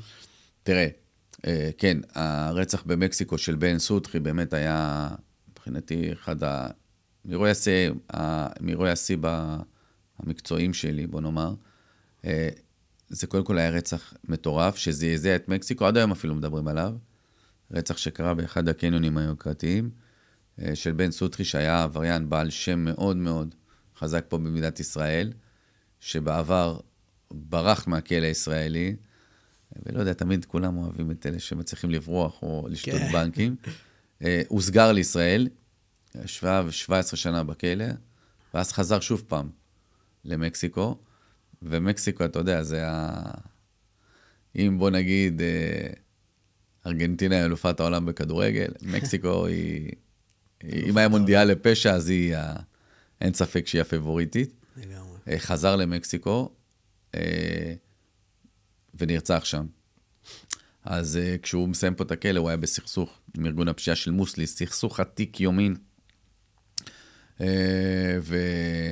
שגרם לו בין היתר גם, לפי מקרב, לעזוב את ישראל, גם רצה להשתקע במקסיקו ולהחיות את האימפריה הקודמת שהייתה לו בתחילת שנות ה-2000, והוא נרצח שם, אירוע שטלטל את הקהילה המקומית, כעוד פעם מבצע צבאי, שהגיעו שם חמושים ונטרלו את השומרים, וחוליה אחרת חדרה דרך צד אחר של הקניון, ורצחה אותו ואת חבר שלו, אלון אזולאי, במסעדה. בסוף, כשנתפסו על זה, התברר שזה גם אישה מעורבת שם, אתה יודע, כל מה שמאפיין סרטי מאפיה, והתחילה נפוצו השמועות שזה חיסול, שהוא זמן מישראל, קשור לארגון הפשיעה של מוסלי, היריבים, כל מיני דברים שצצים תמיד ברחוב. ואז נסענו לשם, והתברר שאתה יודע, זה אירוע מקסיקני פשוט עורבו שם הקרטלים, הוא הלך לגבות חוב כספי של מישהו, פשוט התעסק שם עם האנשים הלא נכונים, הם כנראה מכרו את החוב, זאת אומרת, במקום לשלם את החוב הכספי הגדול, העדיפו לקנות שירותי, אתה יודע, של רוצחים שכירים, קרטל סמים גדול שם, שהוציא לפועל מבצע צבאי, שהימם גם את הקהילה המקסיקנית, גם הנורמטיבית בעיקר, אבל גם פה את עולם הפשע בישראל, כי בן סוטרי באמת היה עבריין מהדור של פעם, עם קריזמה, אנשים הלכו אחריו, עם סכסוכים פה בישראל, בהחלט אירוע, אתה יודע אני זוכר את זה, עוד פעם, זה גם היה כחוויה מקצועית לנסוע לשם ולראות כיצד פועלים, אתה יודע, בעולם התחתון, שם במקסיקו. כן, עשיתי עוד כמה סרטים כאן בישראל, שודדי הטודובום, דוקטור מוות, שהוא שם שרצח מטופלים שלו, שודדי הטודובום זה היה בני זוג ששדדו סניפי בנק בישראל. אתה יכול בבקשה להרחיב על שני הסיפורים? כן, השודדי הטודובום היו בני זוג, צעירים בשנות ה-20 לחייהם, שפשוט יצאו למסע שודים ברחבי גוש דן, הצליחו לשדוד 12 סניפים של בנקים וסניפי דואר, עד כמה שאני זוכר, כשהוא זה שמבצע את השודים, והבחורה כאילו היא נמצאת איתו כבת זוג. בסופו של דבר, בכתב האישום, הוא לקח את האחריות, נשלח, אם אני לא טועה, ל-12 שנים בכלא, החלק שלה היה מינורי יותר, אבל זה סיפור שהצית את הדמיון, זה לא העבריינים הכבדים, סיפור של, אתה יודע, בני זוג שהיו כאילו עבדו ביחד, הצליחו פעם אחר פעם לשדוד בנק עד שהוא נתפס באחד השודים בחולון. אתה יודע, סיפור, אני אפילו ראיינתי אותו. זהו. זה היה מטורף, זאת אומרת, הוא עשה שינוי גדול בחיים, זאת אומרת, הכלא, הכניס אותו כן, לפרספקטיבה אחרת. מה למדת מאז מלראיין אותו באמת, על למה בן אדם עושה את זה? שם זה היה ריגוש. גם כסף, אבל זה היה נראה לי כמו הריגוש בעיקר, אחרי פעם ראשונה שהצליחה. כמובן, היה שם את הכסף, ואז אפשר לחיות כמו שרוצים, כאילו, היום אתה יודע שמישהו חי כמו שרוצה, אז אתה רואה את זה באינסטגרם והכל, והיה באמת, עשו שם חיים מטורפים. אהבה גדולה שהייתה אז שם. חוסר מחשבה, אתה יודע, צעירים, בלי להבין את ההשלכות, בלי להבין את הסיכונים. תשמע, אני מרבה המזל שם אף אחד לא מת, כי היה אקדח. לאו דווקא שאתה יורד, אתה יודע שאתה מגיע מאקדח, אתה יודע, היום במדינת ישראל כולם אקדחים, יכולים לראות בך. אז היה סיפור כזה, אתה יודע, תחשוב, בני זוג, נראים טוב, הכל, כאילו, בסוף, כאילו, היו במרדף אחרי השודד, שכאילו מגיע לבנקים, והתברר שזה, אתה יודע, בני זוג שהם עבדו ביחד. כאמור, הוא לקח את התיק עליו, אצלה זה החלק היה הרבה יותר מינורי. סיפור ממש... בכמה סכומים מדובר שם? אם אני לא טועה, הכל הגיע בסביבות כמה מאות אלפי שקלים, לא יותר מדי. לא משהו משנה חיים. אתה יודע, עשרות אלפי שקלים בכל פעם, 12 סניפים, זה כן, זה הגיע לאיזה סכום כזה. והיה את האירוע גם של הרצח במחריד שהיה באבן גבירול, שעשיתי סרט על הדוקטור לכימיה. בחור, אתה יודע, אינטליגנט, משכיל בדעותיו, שגר באבן גבירול, ושתי נשים, נערות ליווי, רצחו אותו. סתם כדי לגנוב ממנו קצת כסף, לא צריכו לגנוב כלום, אם לא טועה כמה אלפי יורו, ונתפסו בעבודה משטרתית, וגנבו לו גם את הטלוויזיה. אתה רואה למה לא לגנוב טלוויזיה? כן. כן, אז היה אירוע, כי זה היה... קודם כל זה היה אירוע מטורף, אני זוכר שהייתי ביום של הרצח בדיזינגוף. בדיזינגוף זה היה, כן. במרכז תל אביב, כאילו. רצח, והם גם שרפו את הגופה ואת הבית. משהו מטורף. אתה אומר, מי יכול לעשות את זה? ואז שעוצרים, בסוף אתה רואה שתי, אתה יודע, אנשים כאלה, שבריריות. אתה אומר, מה? אתה יודע, תמיד שאתה מגיע לזירה, אתה אומר, שאתה שומע, אתה אומר, רגע, הרי אין חשוד.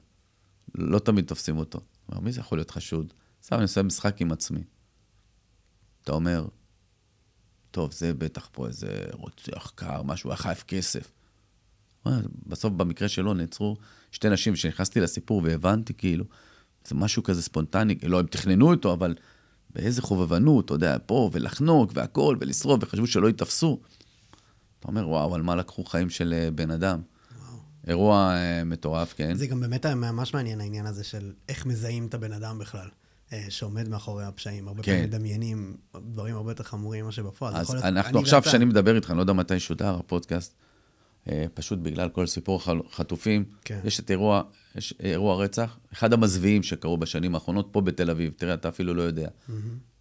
אישה, אימא ל3 ילדים, ביום ראשון, יום לפני החזרת החטופים, שכל התקשורת בכלל ממוקדת, אתה יודע, בכל המוקדים, לקראת החזרת החטופים, נרצחת בגינה ציבורית, במרכז תל אביב, מול אצטדיון, בשכונת יד אליהו, מול איפה שהיה פעם, כן, איפה שפעם היה סינרמה, ואני שומע רצח בגינה ציבורית, מה שהוא אומר לי, סע לשם, כאילו גופה, אני נוסע לשם, וזה לא רק שהיא נרצחה בגינה ציבורית, באחת הצמתים, העמוסים, מלא אנשים, מישהו מכיר את האזור שם, או גם הרוצח זורק אותה לשיחים, ומצית את הגופה שלה.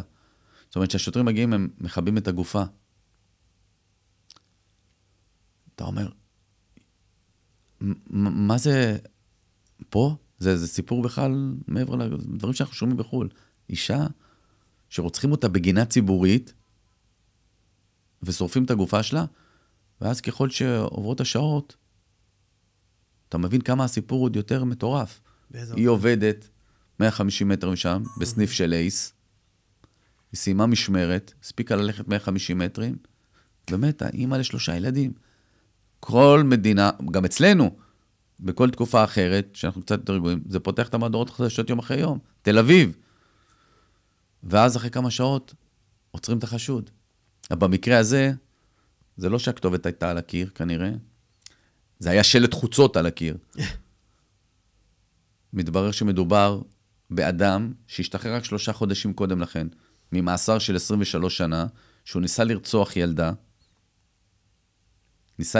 ילדה, בת 10, ופגע בה מינית, הוא נשלח ל-23 שנה, השתחרר מהכלא לפני 3 חודשים, ואם לא מספיק, אז הוא התחיל לעבוד באותו מקום עבודה שהיא עבדה באייס, עוד פעם, 100 מטר מזירת הרצח, וזה מה שהחוקרים כרגע, עכשיו אני מדבר איתך בחקירה ממש בעיצומה, אבל החוקרים חושדים שזהו, הם די בטוחים שהם סגורים עם התיק, עוד פעם, אפילו חלק מהדברים עוד לא פרסמתי, אבל אירוע מטורף, קורה לנו פה במדינת ישראל. אתה אומר, הוא כבר ישב בכלא 23 שנה על ניסיון רצח של ילדה. מה יכלנו לעשות? יכלנו למנוע את זה? לא. רצח אותה ושרף את הגופה שלה. זה היה מיני? עוד לא יודעים על קטע מיני. בגינה הציבורית שם לא נראה לי שאפשר לעשות, זה גינה ציבורית. ממש ביום, מה שנקרא, במהלך, באור יום? זה היה בלילה, זה היה היא סיימה לעבוד בסביבות 10 בלילה, 9, שנסגר סניף אייס. עוד פעם, הגינה הציבורית היא בדרך, כאילו, אתה יודע, 100 מטר מהסניף. מקום מרכזי. הריגוש גם? עוד פעם, אנחנו מדברים על ימי מעצר, הוא עדיין במעצר, אין עדיין כתב אישום. אני מניח שזה הכיוון. אבל... מרתק, יו. יש לנו אנשים מטורפים שנמצאים פה, חיים בקרבנו. עכשיו, הוא יכול להיות שכן שלך פה בבניין. כן. אתה מבין? הוא 3 חודשים משוחרר אחרי 23 שנה. מטורף. אתה מבין? זה אירועים שמאממים אותי. זאת אומרת, אני לא יכול להתרגל לזה. זאת אומרת, אני מגיע, כל המערכת שלנו בכלל בקשב של החטופים, אני מתעסק בפנים, אמרתי, טוב, אני אסע. אני הגעתי לשם בסביבות 1 בלילה. אתה אומר, מי רוצח בגינה? אם זה לא פיגוע, מי עושה את זה בגינה ציבורית כזאת? גינה שהאזור מצולם, חל מנורה, איפה שהמועדון הסינרמה, יש שם בבנייני משרדים. אתה יודע, כל הזמן יש שם תנועה, יש שם תחנת מד"א, כיבוי אש, הכל מסביב כאילו. ושם זה קורה הרצח. גופה, חרוכה. אז זה אירועים שאתה יודע, אתה לא מצליח להתרגל. זה משהו שאומר לך משהו על האופי של אנשים שעושים דברים כאלה? מי הם אותם האנשים? תשמע, זה מטורף מי שעשה את זה. מי שזה לא יהיה, זה מטורף. גם לרצוח, לתכנן, כי אתה צריך גם לשרוף את הגופה, זאת אומרת, אתה צריך שיהיה לך חומר דליק, לא? תחשוב, אתה צריך חומר דליק, להצית את הגופה. לא יודע, לא מכיר אכזריות, אבל החשוד שנמצא היום, כן, בוא נגיד אם הגיע לכתב אישום, ישב 23 שנה בכלא. כן. הוא ניסה לרצוח ילדה. בשנת, אם אני לא טועה, זה היה 2010, משהו כזה. הוא ליפף לה את כמה שאני זוכר את הפרצוף. אם 23 שנה, זה כנראה 2002. נכון, סליחה. כן. כן. עם סלוטפ. אתה יודע, בנס היא ניצלה, והמערכת המשפטית כי הייתה חזקה איתו, הייתה לו 23 שנה. כן, בדרך כלל שאומרים זה, הוא לא אבל היה... מה אתה עושה? כן. איך אתה יכול לדעת מי המטורף הבא? לגמרי. תבין, הוא ישב, שילם את חובו לחברה, יצא. מה אתה אמור לעשות עם אחד כזה? אתה לא מממן אותו, צריך לעבוד. במה הוא יכול לעבוד? אתה יודע, עבד בסך הכל במחסנאי, באייס. תבין שהמוח שלו, אם זה הוא, כן? זה החשד של המשטרה. מה בנוגע לחוקרים ואנשים שעובדים באמת בלהוציא מידע מאנשים בסגנון הזה? אתה חשוף למה קורה שם? אתה חושב שהם עושים עבודה טובה? כן, תראה, אני אומר לך יש לי מאוד הערכה לחוקרים של היחידות המיוחדות. לרוב, כשהם יושבים על תיק, הם ידעו לפענח אותו, בעיקר במגזר היהודי, ששם יש שיתוף פעולה, שלא משבשים להם זירות. גם התיק הזה יפוענח, כן? אין לי ספק שדיברנו עליו. כן, אבל תשמע, אנחנו התרגלנו לראות את הסדרות הטלוויזיה באמריקה, שב-40 דקות בפרק מסיימים חקירה. כן. זה לא ככה. זכור שעבריינים מתוחכמים, הם לא מדברים. לפעמים מה שנראה לך, אתה יודע, מעצר והכל, מאחוריו יש עשרות ימים של מעקבים סמויים, של הפעלת טכנולוגיות וכל מיני תרגילים כדי העבריינים יעשו טעויות. כשזה חקירות רצח, אתה יכול לראות באמת את הרמה הגבוהה, כי זה, אתה יודע, זה הטופ של החקירה. אבל אתה יודע, כשאתה מכניס חקירת רצח, ואז עוד רצח ועוד רצח ועוד רצח, הם לא מצליחים להשתלט על הכל פעם, זה המחסור בכוח אדם. אבל אני אומר לך, בסבירות מאוד גבוהה, מי שיעשה רצח באזור תל אביב, יתפס. מאוד גבוהה. זה בגלל היכולות הגבוהות באמת שלנו. שני דברים, גם בגלל האזור מאוד מרושת, מצולם, גם הכלים שהמשטרה משתמשת פה, וכן, וגם יחידה מצוינת שנמצאת כאן. האמת שכל היחידות המחוזיות, הימ"רים, היחידות המיוחדות של המחוזות, הן טובות, אבל עוד פעם, לפעמים יש להם יותר מדי מטלות. אם היינו יכולים להגיד, רגע, רק לאירוע הזה נשים את זה, ורק לאירוע הזה, מניח שהיו יותר פענוחים, רצף האירועים לא... אתה מבין? תחשוב סתם אני אתן לך דוגמה, בשבוע, נכון? מתי זה היה? יום שני, חצי משטרה, יותר מחצי משטרה, הייתה מושבתת בגלל הביקור של טראמפ. לא אני ולא אתה נפתח את זה. אתה מבין? אז באותו היום, הכל נעצר. לא עושים עכשיו ישיבת סטטוס על הרצח ביפו, על האירוע בראשון לציון או בצפון. טראמפ מגיע, עוצרים הכל, כל הסגל הפיקוד הבכיר יושב על זה, הכל איך מאבטחים, מבצע, פקודות, הכל. אתה יודע, גם בהחזרת הגופות של החללים, משטרה, אתה יודע, וגם על זה, אתה יודע, כל מיני דברים. בוא נאמר, אם היו יכולים לעבוד את היחידות המחדות, היינו רואים יותר פענוחים, אני בטוח. וואו. זה עולם החקירות, להבין איך להוציא מבן אדם הודעה. זה בכלל. זה דבר פשוט מרתק. להבין איך עושים את זה, והיכולות עצמם, זה דברים התרגילים שעושים, תשמע, לפעמים, אתה יודע, אני רואה דברים, אתה אומר, וואו, הנה, אני סיקרתי, עשיתי כתבת מגזין מאוד השפיע עליי לאחרונה, לפני 3 שבועות, על הרצח של דניאל אסלן, צעיר בן 21, מטבריה, שבסך הכל היה במקום הנכון, הלך למסיבה של דודה שלו בטבריה, ולא חזר, הוא נרצח ביריות. הדבר היחידי שהוא עשה, שהוא נסע עם קורקינט, ואותם עבריינים שחיפשו לפגוע בעבריינים אחרים, זיהו אותו בטעות. הוא הצליח לברוח עם הקורקינט הביתה, אבל אז שהוא עלה לבית של הבת דודה שלו, כשהוא עלה, הם ירו 4 יריות, סתמיות, והרגו אותו, רצחו אותו. אני הייתי בבית של המשפחה, האמא קראה לי את הלב, מי שלא ראה את הכתבה, אני ממליץ. ואז ראיתי את העבודה של המשטרה, ואני נוהג לבקר אותה לא מעט, אבל בתפארתה. קרוב ל-42 ימים, אני חושב, כן, חקירה סמויה, זאת אומרת, תוך יום הם גילו, היה להם חשודים, הם ישבו עליהם 42 ימים, כדי לוודא, לאסוף ראיות, לעשות להם כל מיני תרגילים, לגרום להם לדבר, לגרום להם לעשות טעויות, שזה כולל גם תפיסת בגדים שאחד מהם לפחות היה בזירת הרצח, גם איסוף ראיות של הרכב שהם באו איתו, קליעים, כובע שאחד מהם זרק. כמובן, עוד תשתיות, מדובבים וכל הדברים. בסופו של דבר הביאו לפענוח, כתב אישום נגד 2, יש עוד איזה אחד שנמלט. עבודה, אתה אומר, טובה. עבודה, אתה חושב, זו עבודה שכמעט 3 חודשים, כי אחרי זה גם הייתה את החקירה הגלויה, שכמעט יחידה שלמה, ימ"ר צפון, יושבת על תיק הזה. לא פשוט. 100 מצלמות הם עברו, 10 ממש הם הורידו חומרים והשתמשו ברכב המילוט של המנטר של אלה שביצעו את הירי. סיפור, וזה סיפור אחד. כן. לא יודע לומר, בטח שאין בזה נחמה, משפחה, אבל סוג של סגירת מעגל, אתה יודע, סיפור שאתה אומר, כל אחד יכול להגיד לעצמו, הבן שלי הולך עם סיבה, לא חוזר, למה? אתה יודע איזה... זהו, זה לא רק למשפחה, זה עבור כל... כל אחד, כי כל אחד חושב יכול להיות, כן. בדיוק. הסיפור הזה של דניאל אסלן, זיכרונו לברכה, בן 21, בחור יפה תואר, בן 1 מתוך 4, כשהאמא אומרת לך ברעיון, היא קראה לי ממש את הלב, שאו לי רק 3 בנים ובוכה, אתה אין לך מה להגיד, אין לך מה לנחם, אין לך כלום. פשוט, אני זוכר שישבתי שם והיה לי דמעות בעיניים, ממש. זה אירועים שמטלטלים. שאתה מבין לפעמים עד כמה החיים הם שברים פה במדינה. זה לא אמור לקרות. גם עבריינים אמורים להבין, לא יורים לאיפה שיש, אתה יודע, פעם זה היה לפחות, שיש אנשים נורמטיביים. לא יורים. עצוב. ממש.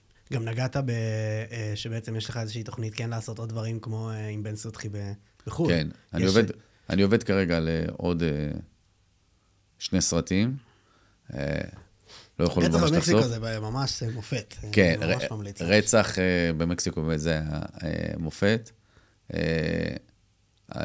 היה לי גם, יש לי עכשיו כאילו משהו שאני עובד עליו, סרט אחד שאני מקווה שעוד מעט נתחיל להתקדם איתו ממש, אבל אני מתכנן בשנה הקרובה 2 סרטים, עוד פעם דוקו פשע. כאלה בחו"ל במקומות... לא תמיד הישראלים, אתה יודע, נמצאים בחו"ל. לא, אבל גם בארץ זה יהיה מעניין, אני מבטיח לך, עם חומרים מעניינים. כן, אבל יש איזה אחד שהוא גם עם, בוא נאמר, עם נגיעות של חו"ל, שישראלים הצליחו, איך אומרים, לעשות לנו שם בינלאומי גם בחו"ל. אמרת לי פעם שעברה שזה קטע של הרבה פושעים יודעים לברוח בעצם לחו"ל, שם יהיה להם הרבה יותר קל לא להתאפס. היום פושעים יודעים שעדיף להם לא לעשות פשע, ולהשאיר מאחור זנבות, כי אין מקום בעולם היום שבטוח לפושעים. אפילו העבריינים הגדולים יודעים. מדינת ישראל יודעת להביא מכל מקום. בודדות הם המדינות שאתה יכול להתחבא שם לאיזו תקופה. כל מקום. קשרים, גם אם אין הסגרה, ידאגו לגרש אותך. אבל בכל מקום, תראה, אפרופו הסיפור של בן סוטחי, שהייתי שם במקסיקו, זמן באזור מקביל, המשטרה הצליחה לעצור את מי שברח איתו בזמנו מהכלא ולא הוסגר בשנת 2000, ארז אקרישבסקי, אחרי 18 שנה. כן. 18 שנה הגיע... רגע, זה המשטרה? משטרת ישראל תופסת אותך בחו"ל? משטרת ישראל מביאה את המידע, ויש לה שטאפ, יש לה נציג בדרום אמריקה, מפעיל שם את המשטרה המקומית, כמו שפה מבקשים מאיתנו זה, ועצרו בן אדם אחרי 18 שנה. 18 שנה. הוא מרקים חיים חדשים, היה בטוח שהוא בעולם אחר, 18 שנה הגיעו לשם. אז יש הרבה, כאילו, עבריין לא יכול לבצע פשע, ולחיות בטוח. הגיעו אליו, הם יודעים את זה. אתה יכול להרוויח זמן, אבל לא לברוח. העולם הוא אלקטרוני, הוא כפר גלובלי אחד גדול, יש שטאפים, איפה תברח? לאיראן? כמה מדינות אין לנו קשר איתה? אתה מבין?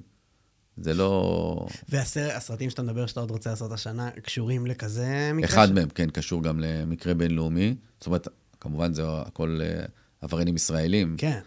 אבל כן, שיש לו נגיעה בחו"ל. וואו. ועל סמך מה אתה בוחר בעצם את איזה... אתה מחפש את הדברים המעניינים. כן. את הדברים שאתה יכול להשיג גם חומרים טובים.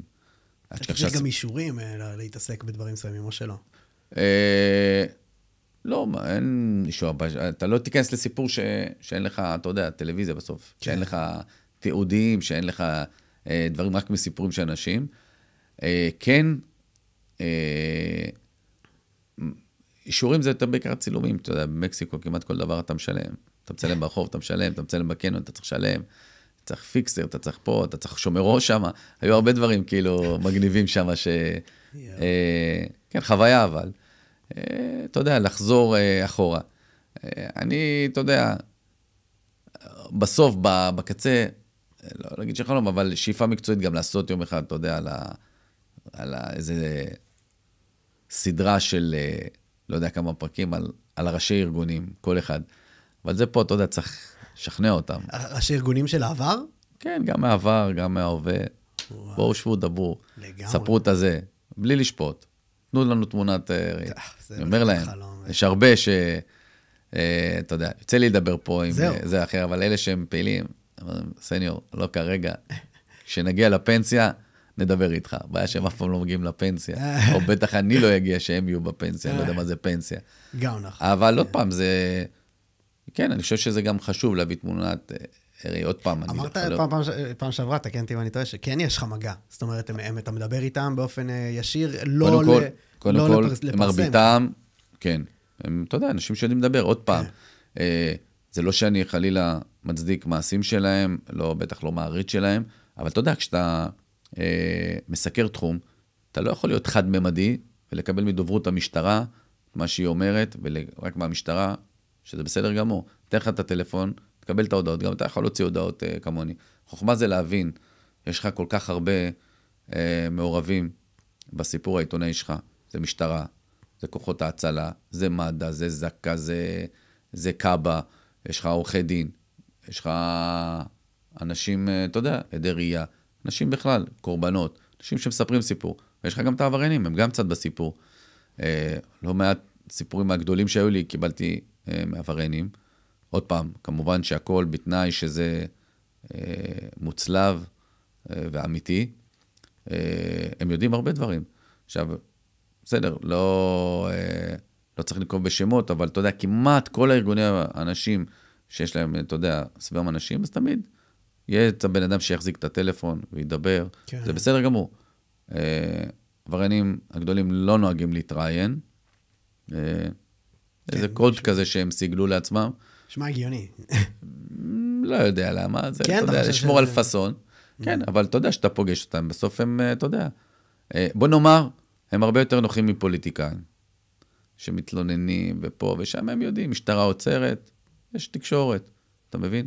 כן. אני לא זה שרודף אחריהם, אני נותן את התמונת ראי, מה קורה. עם מי היית רוצה לעשות רעיון? נראה לך שיהיה טוב? יש הרבה, שהייתי רוצה לשמוע את הסיפור חיים שלהם, כל אחד, למה ואיך, כאילו, אתה יודע, אתה רוצה לשמוע איך הגיעו לזה. תראה, כולם מי שאני מדבר איתם, הם אומרים, עם הגלגל האחורה, הייתי מישהו אחר. אתה מבין, אולי משהו אחר. אתה יודע, זה אנשים מעניינים בסוף, אתה אומר איך הם ניהלו את זה, אם זה אמיר מולנר, אלי מוסלי, זה דמויות שאתה אומר, רגע, הם מנהלים, אתה יודע, הם דמויות. דומרני שהוא קצת אחרת, הוא קצת יותר אגרסיבי, הוא אולד פשן כזה. אבל אתה יודע, זה אנשים, אתה יודע, שבסוף אתה אומר, רגע, כל כך הרבה שנים אנחנו שומעים עליהם, מה אנחנו יודעים עליהם? שריקו שירזי שיהיה בכלא, שיצחק אברג'יל, אתה יודע, עוד פעם, לא מתוך זה של להצדיק, או חלילה להריץ, אבל כן, זה לשמוע את הסיפור המעניין. בסופו של דבר, הסרטים הכי מצליחים בכל הזמנים בהוליווד, הם, אתה יודע, סרטי פשע כאלה, זה לא סתם, זה סיפורי חיים מרתקים. תראה, הרבה אנשים, אתה יודע, גם כשאני נמצא בהרצאות, שאני מרצה וכאלה, אתה רואה את ההתעניינות. זה תחום אפל, שאנשים, אתה יודע, לפעמים נרתעים ממנו, מפחדים ממנו, אבל מאוד מאוד מתעניינים, רוצים לדעת, אתה יודע, לכל אחד יש את הסיפור שלו. בסוף, זה לא שאתה בא, יושב מישהו, כאילו לפעמים אומרים, רגע, מה אתה? זה לא שאתה בא ונפגש עם איזה מישהו מהם, בא, שולף מקל, מתחיל להרביץ לך, בוא תשב, דבר. לא. בדיוק. אתה יודע, בסוף יש להם את הם גם, אתה יודע, אתה רוצה להבין למה. למה הם בחרו בדרך הזאת? אתה רוצה להבין טעויות שהם עשו, אתה רוצה להבין את העולם הזה יותר, אתה צריך להקשיב גם להם. אין מה לעשות, עוד פעם, אתה לא יכול להיות חד-ממדי, ואני בטוח, במשטרה יודעים שאני מדבר איתם, זה בסדר גמור, אותם מכל כתבי ארץ, כולם, גם, אתה יודע, גם היום ארגוני פשיעה ערבים, יש להם את האנשים שלהם שהם יודעים, תשמע, לא מדייקים, או דברים כאלה, או קוראים תקלות עם המשטרה, הם גם נמצאים, הם למדו שהתקשורת זה גם מקום שהם חייבים לחיות בו. עוד פעם, אני לא בקטע של לפאר, אני לא אכתוב רכילויות, הוא נצפה פה, והוא נראה פה, וזה התחתן, וזה קנה אוטו כזה, לא, זה ממש לא אני. אבל הם מבינים, הם מכירים טוב טוב את החומר, הם יודעים טוב טוב, אתה יודע, גם איך המשטרה עובדת. אז אתה יודע, לא מעט,